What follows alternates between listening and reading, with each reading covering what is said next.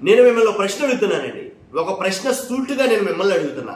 జగన్మోహన్ రెడ్డి గారి హయాంలో ఉచితాలు అంటే ఉచిత పథకాలు అమలు చేయడం వల్ల 20 ఏళ్ళు వెనక్కిపోద్దని ఒకరు, 30 ఏళ్ళు వెనక్కిపోద్దని ఒకరు.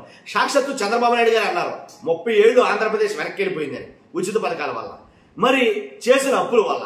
మరి అలాంటప్పుడు అప్పుడే 30 ఏళ్ళు వెనక్కి వెళ్తే ఇప్పుడు దానికి మించి డబల్ త్రిబుల్ చేస్తున్నారు అప్పులు కానీ ఉచిత పథకాలు కానీ. కాబట్టి మొత్తం కూడా ఆంధ్రప్రదేశ్ ఎన్నేళ్ళు వెనక్కి వెళ్ళాలి? నేను అనుకుంటున్నా ఆంధ్ర 60 ఏళ్ళు వెనక్కి వెళ్తుందేమో అని. మీ అభిప్రాయం ఏంటో ఖచ్చితంగా కామెంట్ రూపంలో తెలియజేయండి. ఫస్ట్ లైక్ చేయండి. లైక్ చేస్తే తెలుగువాడు అన్నవాడు ప్రతి ఒక్కరికి ఈ వీడియో చేరాలా. ఎందుకంటే లైక్ చేయండి, మీ బాధ్యతగా లైక్ చేయండి. వాస్తవాలండి నేను చెప్తాను. ఫస్ట్ లైక్ చేయండి, అలాగే కొత్తగా మన ఛానల్ ఇస్తే పక్కాగా సబ్స్క్రైబ్ చేయండి. మీ అమూల్యమైన అభిప్రాయాన్ని కామెంట్ రూపంలో తెలియజేయండి. Thank you. విషయం ఏంటంటే ఉచిత పథకాలతోటి జగన్మోహన్ రెడ్డి గారు ఏదైతే ఉచిత పథకాలు ఇచ్చేశారో, అప్పులు చేసేస్తున్నాడో, ఆంధ్రప్రదేశ్ శ్రీలంక చేసేస్తున్నాడో, ఆయన ఇచ్చిన ఉచిత పథకాలతోటి ఆయన చేస్తున్న అప్పులతోటి ఆంధ్రప్రదేశ్ 20 ఏళ్ళు వెనక్కిపోయిందని చాలా మంది మాట్లాడారు. పవన్ కళ్యాణ్ గారు కానీ, లోకేష్ గారు కానీ, చంద్రబాబు నాయుడు గారు ఒక స్టెప్ ముందేసి 30 ఏళ్ళు వెనక్కిపోయింది ఆంధ్రప్రదేశ్ అనేది మాట్లాడారు. మరి వాటికే 30 ఏళ్ళు వెనక్కిపోతే మరి ఇప్పుడు ఇస్తున్న ఈ పథకాలు కావచ్చు, అలాగే ఈ హామీలు అమలు చేయడం కోసం కావచ్చు, చేస్తున్న అప్పుల కుప్పల గురించి కావచ్చు, మరి ఆంధ్ర ఎన్నేళ్లు వెనక్కి వెళ్ళాలి? మీరు చెప్పండి, ఎన్నేళ్లు వెనక్కి వెళ్తాది?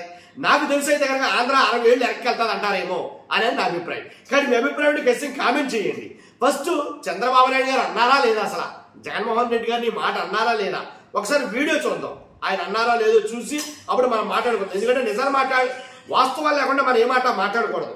ఆయన అన్నారా లేదో తెలిసిన తర్వాత మనం మాట మాట్లాడాలి. ఒక్కసారి ఆయన ఏమన్నారో చూద్దాం, దాని తర్వాత మిగిలిన విషయాలు దగ్గర మాట్లాడుకుందాం.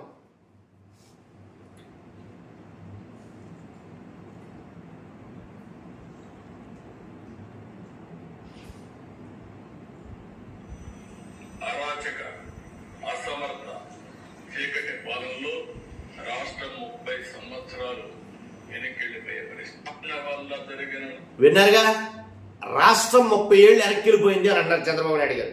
మళ్ళీ ఒకసారి వింటారా? ఎందుకంటే ఎవిడెన్స్ ఉండాలి కదా మనం ఏది మాట్లాడాలి. దీని వల్ల జరిగింది మనం ఒకసారి చూస్తే,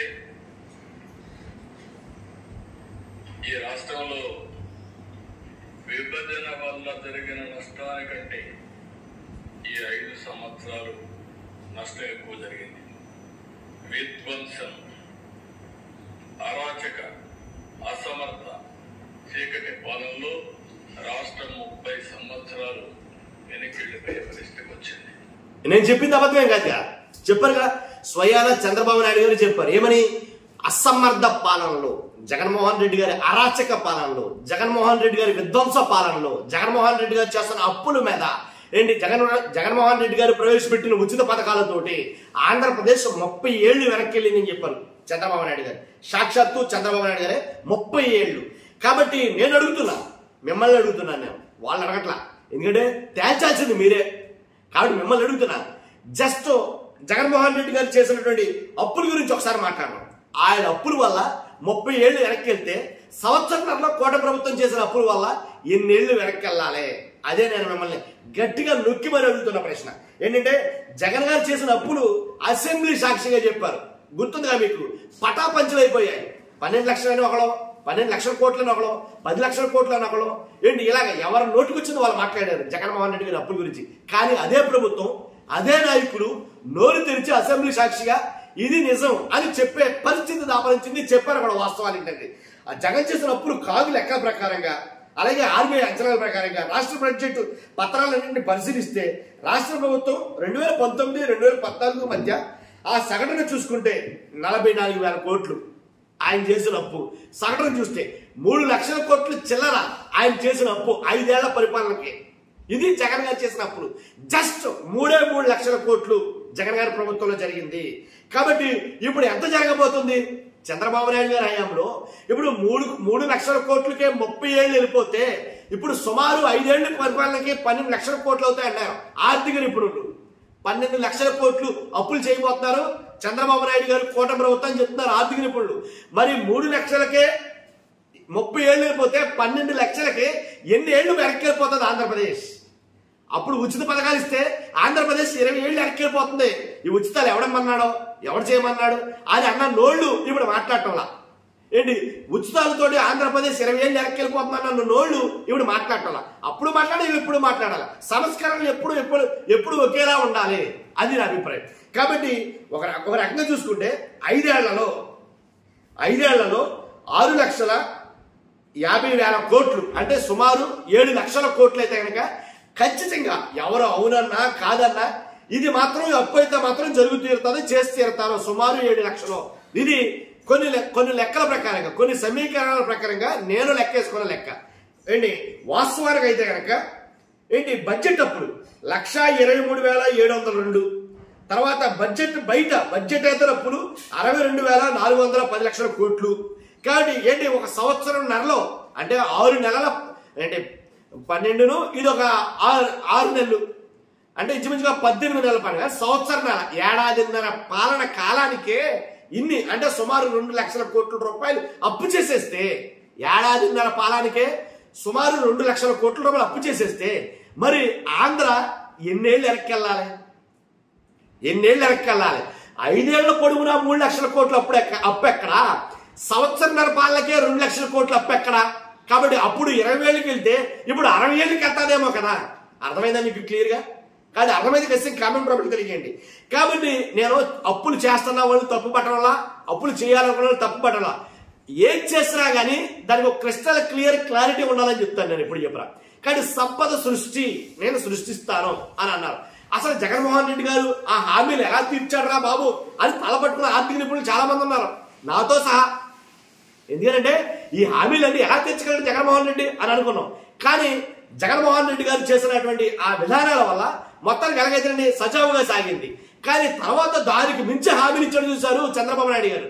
దానికి మించి హామీలు, ఆ హామీలు ఇచ్చిన తర్వాత అయ్యో బాబు ఇన్ని హామీలా, ఈ హామీలు ఎలా తీరుస్తారు? అసలు ఈ హామీలు తీర్చడానికి సంపద ఎక్కడదే? ఈ హామీలు తీర్చడానికి ఆర్థిక వనరులు ఎక్కడి నుంచి వస్తాయి? ఈ హామీలు తీర్చడం సాధ్యమయ్యే పని కాదు అని నేను నాతో పాటు చాలా మంది మాట్లాడుకున్నారు. కానీ ఏడాపేడ ఎకాబిగిన మొత్తానికి హామీలు అయితే కుమ్మరించేశారు. కుమ్మరించేసిన తర్వాత సంవత్సరం వరకు ఏమీ అమలు చేయలేదు అనుకో, అఫ్కోర్స్ అది వేరే విషయం.